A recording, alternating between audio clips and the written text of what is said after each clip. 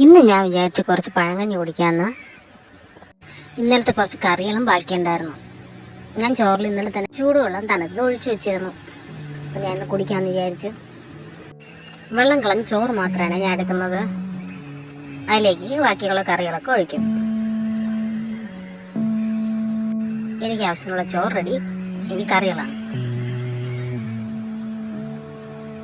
ഇന്നലെ വിട്ട് സദ്യ പോലെയൊക്കെയാണ് വെച്ചത്. അതിൻ്റെ ബാക്കി കറികളൊക്കെ ഉണ്ട്. ആദ്യം നമുക്ക് ഇഞ്ചിക്കറി തന്നെ ഒഴിക്കാം. പിന്നെ അടുത്തത് മാങ്ങാച്ചാർ,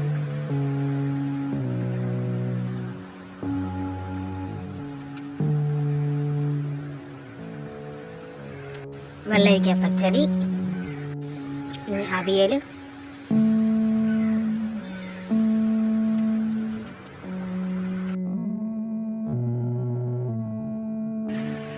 മാങ്ങാപ്പുളിശ്ശേരി,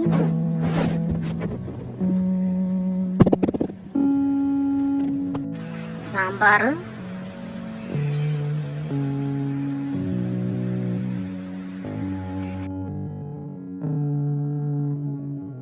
പിന്നെ രസമാണ് ഒഴിക്കുന്നത്.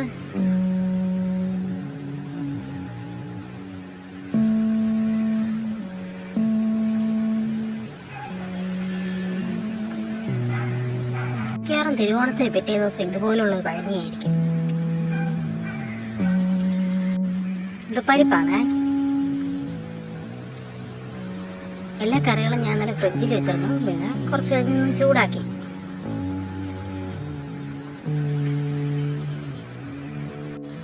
കുറച്ച് ഉപ്പ് കൂടെ ഞാൻ ഒഴിക്കുന്നുണ്ട്. എല്ലാ കറികളും ആയി. എന്നിട്ട് ഇതെല്ലാം കൂടി ഒന്ന് കൂട്ടിക്കുഴച്ച് നന്നായിട്ടൊന്ന് കൂട്ടിക്കുഴച്ച്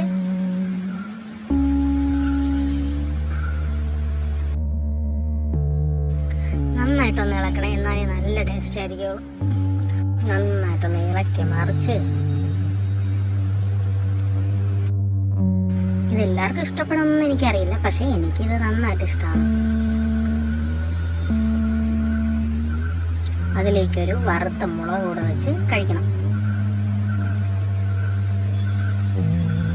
നല്ല ടേസ്റ്റാണ്.